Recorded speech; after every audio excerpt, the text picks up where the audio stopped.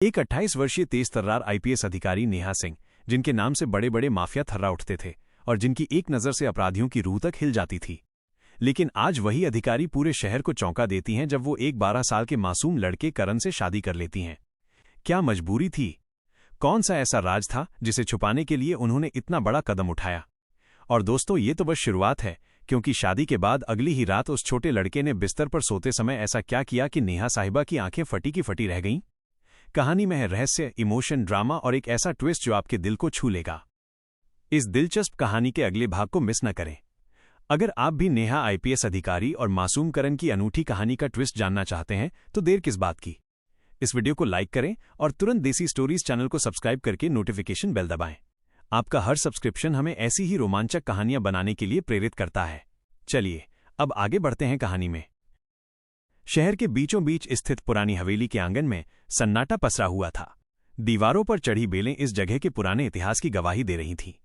उसी हवेली के अंदर बैठी थी 28 वर्षीय आईपीएस अधिकारी नेहा सिंह, तेज तर्रार, सख्त और अपने फैसलों में किसी की दखल पसंद न करने वाली। लेकिन आज उनके चेहरे पर अजीब सी गंभीरता थी, जैसे कोई भारी फैसला ले लिया हो और अब उसका बोझ महसूस हो रहा हो। सामने मेज पर रखा लाल रंग का सिंदूर और एक छोटा सा मंगलसूत्र इस बात के गवाह थे कि अभी अभी उन्होंने ऐसा कदम उठाया है जो पूरे जिले में हलचल मचा देगा। बाहर दरवाजे पर 12 साल का दुबला पतला लड़का करण गहरे भूरे रंग की आंखों में मासूमियत और चेहरे पर घबराहट लिए खड़ा था। उसे समझ नहीं आ रहा था कि ये सब कैसे और क्यों हुआ। अभी कुछ ही घंटे पहले तो वो सड़क किनारे भीख मांग रहा था और फिर अचानक से किसी ने उसे बुलाया, कार में बैठाया और अब ये सब हो गया। करण पिछले 3 साल से फुटपाथ पर ही सोता था। किसी को नहीं पता था कि उसके माता पिता कौन है। नेहा की नजरें करण पर पड़ी। उन्होंने हाथ से इशारा किया, अंदर आओ। उनकी आवाज में एक ठंडा सा सुकून और आदेश का मिश्रण था। करण धीरे धीरे अंदर आया। नेहा ने कुर्सी से उठकर उसकी ओर देखा। डरो मत, अब तुम मेरे साथ हो। नेहा ने अपने दिल में एक अजीब सा दबाव महसूस किया। उन्हें याद आया कि पिछले हफ्ते ही उन्हें एक गोपनीय फाइल मिली थी जिसमें एक बड़े माफिया का नाम था और उसी माफिया के पास करण से जुड़ा एक ऐसा राज था जो अगर उजागर हो जाता तो कई लोगों की जिंदगी बर्बाद हो जाती। नेहा जानती थी कि अगर उन्होंने इस बच्चे को अपनी कानूनी सुरक्षा में नहीं लिया तो ये बच्चा जिंदा नहीं बचेगा। लेकिन शादी करना ये उनके दिमाग में कैसे आया? शायद इसलिए क्योंकि ये अकेला तरीका था जिससे वो तुरंत और पूरी तरह से उसे अपने अधिकार में ले सकती थी। नेहा ने करण से पूछा, तुम्हें पता है मैंने तुमसे शादी क्यों की? करण ने सिर हिलाकर ना में जवाब दिया। नेहा ने एक लंबी सांस ली। तुम्हारी जान खतरे में थी और मैं चाहती थी कि तुम मेरी सुरक्षा में रहो, लेकिन तुम्हारे बारे में बहुत कुछ है जो तुम्हें भी नहीं पता। रात धीरे धीरे गहराने लगी। हवेली के बाहर का शोर थम गया। नौकरानी ने आकर बताया कि करण थोड़ा डरा हुआ है और शायद उन्हें ही उसे अपने पास सुलाना चाहिए। नेहा कुछ पल चुप रहीं, फिर बोली, ठीक है, इसे मेरे कमरे में ले आओ। ये बात सुनकर करण की आंखों में डर और ज्यादा गहरा हो गया। रात के 10 बजते ही नेहा अपने कमरे में आ गईं। करण धीरे धीरे दरवाजा खोलकर अंदर आया। उसके हाथ में अब भी उसकी छोटी सी गठरी थी। नेहा ने उसे बिस्तर पर बिठाया और कहा, डरने की कोई जरूरत नहीं, यहां तुम्हें कोई कुछ नहीं कहेगा। नेहा ने लाइट बंद कर दी। कमरे में हल्की सी पीली नाइट लैंप की रोशनी बची। करण धीरे धीरे लेट गया, लेकिन नींद उसकी आंखों से कोसों दूर थी। नेहा जानती थी कि असली परीक्षा कल रात नहीं बल्कि आने वाली रात में शुरू होगी, क्योंकि करण के अतीत का वो राज जो उसे भी नहीं पता शायद उसी रात खुद करण के अंदर से बाहर आ जाएगा। और वही राज इस शादी का सबसे बड़ा कारण था। नेहा करवट बदल रही थीं कि अचानक उन्होंने महसूस किया कि करण धीरे धीरे उनकी तरफ खिसक आया है। अगले ही पल करण का छोटा सा हाथ उनके हाथ पर आ गया। करण ने बहुत धीमे स्वर में कहा, मैडम, मैं आपसे कुछ कहना चाहता हूं, पर आप नाराज मत होना। नेहा ने भौहें चढ़ाते हुए कहा, कहो। करण ने धीरे से कहा, मुझे आज पहली बार ऐसा लग रहा है कि मैं किसी के अपने पास हूं, जैसे मेरी मां होती थी। ये सुनते ही नेहा का दिल जैसे सिकुड़ गया। उन्होंने बिना कुछ कहे उसका हाथ पकड़ लिया और अपनी तरफ खींच लिया। करण का सिर अब उनके कंधे पर था। करण ने फुसफुसाते हुए कहा, जब मैं छोटा था तो रात में मेरी मां मुझे ऐसे ही पकड़कर सुलाती थीं। फिर एक दिन वो चली गईं और मैं अकेला रह गया। नेहा ने उसकी पीठ सहलाते हुए कहा, अब तुम अकेले नहीं हो। लेकिन कुछ देर बाद उसके व्यवहार में फिर एक बदलाव आया। वो बार बार करवट बदलने लगा, जैसे बेचैन हो। अचानक उसने कहा, मैडम, क्या मैं आपको एक राज बता सकता हूं? नेहा ने तुरंत कहा, हाँ जरूर। करण ने बहुत धीमी आवाज में कहा, कल रात जब वो लोग मुझे पकड़ने आए थे तो उन्होंने कहा था कि अगर मैं आपको देखूं तो उनसे कहूं। वो रुक गया। उसकी आंखें डर से फैल गईं। नेहा ने गंभीर स्वर में कहा, क्या कहूं? आगे बोलो। करण ने आंखें झुका लीं। उन्होंने कहा था कि आप मेरे असली अगले दिन की सुनहरी किरणें हवेली के हर कोने को छू रही थीं। लेकिन नेहा के मन में अब भी पिछली रात की अधूरी बात गूंज रही थी। रात का खाना खत्म होने के बाद नेहा ने नौकरों को जल्दी सो जाने का आदेश दिया।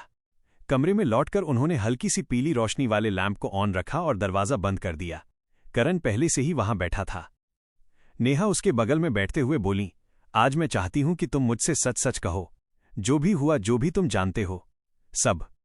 करण ने होंठ काटे। अगर मैं बताऊं तो आप मुझसे नाराज तो नहीं होंगी? नेहा ने उसका हाथ पकड़ते हुए कहा, नहीं, बिल्कुल नहीं।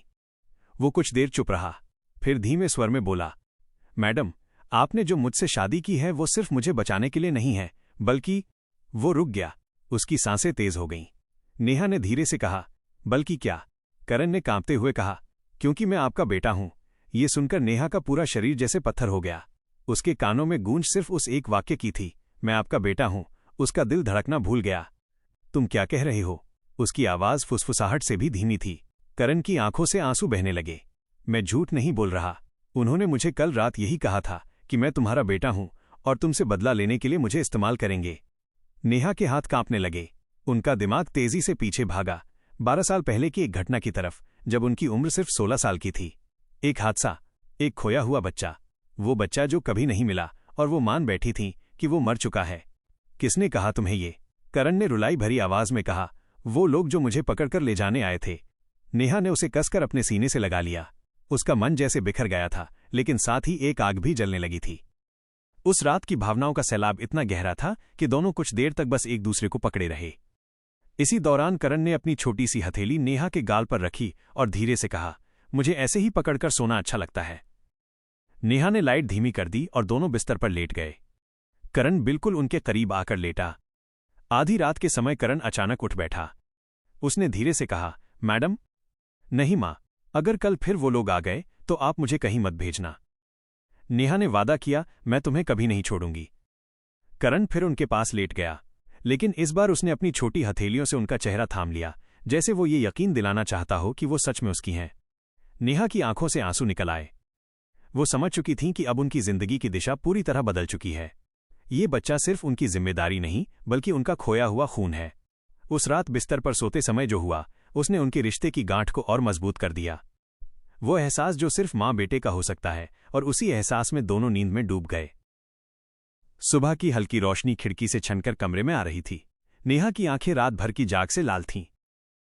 अब उन्हें पूरा यकीन हो चुका था कि ये बच्चा उनका ही खोया हुआ बेटा है। लेकिन सवाल था कि उसे इतने सालों तक किसने और क्यों उनसे दूर रखा। दिन के उजाले के साथ साथ हवेली के बाहर का माहौल बदलने लगा। गेट पर एक काली एसयूवी आकर रुकी। उसमें से 3 पेशेवर गुंडे उतरे। गार्ड ने उन्हें रोकने की कोशिश की, लेकिन उनमें से एक ने जेब से एक लिफाफा निकालकर कहा, ये आईपीएस मैडम को दे दो, कहो कि हमारे बॉस ने भेजा है। नेहा ने लिफाफा खोला तो अंदर एक पुरानी धुंधली फोटो थी। उनकी गोद में एक छोटा बच्चा और पीछे लिखा था, हम जानते हैं कि ये कौन है।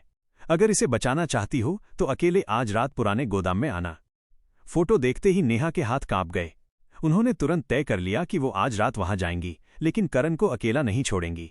रात करीब 10 बजे नेहा ने कमर में पिस्तौल खोसी और करण का हाथ पकड़कर कार में बैठ गईं। रास्ते में करण ने पूछा, हम कहाँ जा रहे हैं मां? नेहा ने बस इतना कहा, तुम्हें सच दिखाने।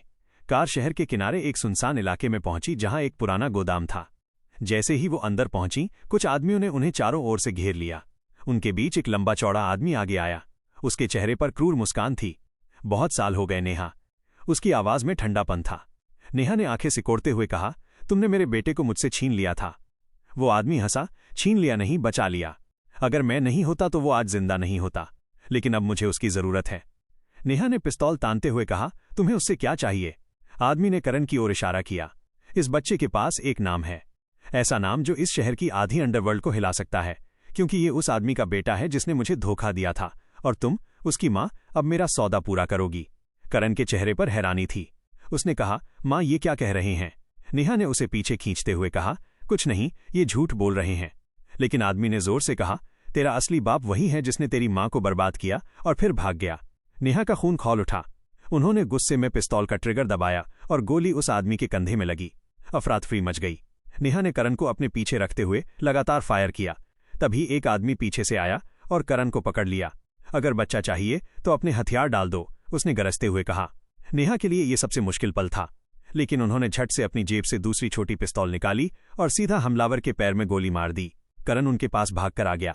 वह उसे पकड़कर बाहर भागी। गाड़ी में बैठते ही नेहा ने इंजन स्टार्ट किया और तेज रफ्तार से हवेली की ओर निकल पड़ी। रास्ते में करण ने कांपती आवाज में कहा, माँ, आप मुझे छोड़ेंगी तो नहीं? नेहा ने उसका हाथ कसकर पकड़ते हुए कहा, कभी नहीं। उस रात बिस्तर पर सोने से पहले करण ने फिर वही किया जो उसने पिछली रात किया था। वो बिल्कुल नेहा के करीब आकर लेट गया, अपना चेहरा उनकी छाती में छुपा लिया और धीरे से कहा, अब मैं कभी नहीं डरूंगा क्योंकि आप मेरे पास हैं। नेहा ने उसकी पीठ सहलाते हुए कहा, और मैं हमेशा रहूंगी। वो एहसास जो सिर्फ माँ बेटे का हो सकता है, उसने उनके बीच की हर शक, हर दूरी को हमेशा के लिए मिटा दिया। ये सिर्फ एक अंत नहीं, बल्कि एक नई शुरुआत थी, जहां माँ बेटे का रिश्ता अब हर खतरे से लड़ने के लिए तैयार था। कहानी समाप्त। इस रहस्य, इमोशन और ट्विस्ट से भरी कहानी को पूरा देखने के लिए धन्यवाद। क्या आप ऐसी ही और दिलचस्प और धमाकेदार कहानियां देखना चाहते हैं? तो देर न करें, अभी देसी स्टोरीज चैनल को सब्सक्राइब करें और घंटी का बटन दबाएं ताकि आप हमारी अगली कहानी का रोमांचक भाग सबसे पहले देख सकें। आपके सपोर्ट से ही हमें ये कहानियां बनाने की प्रेरणा मिलती है।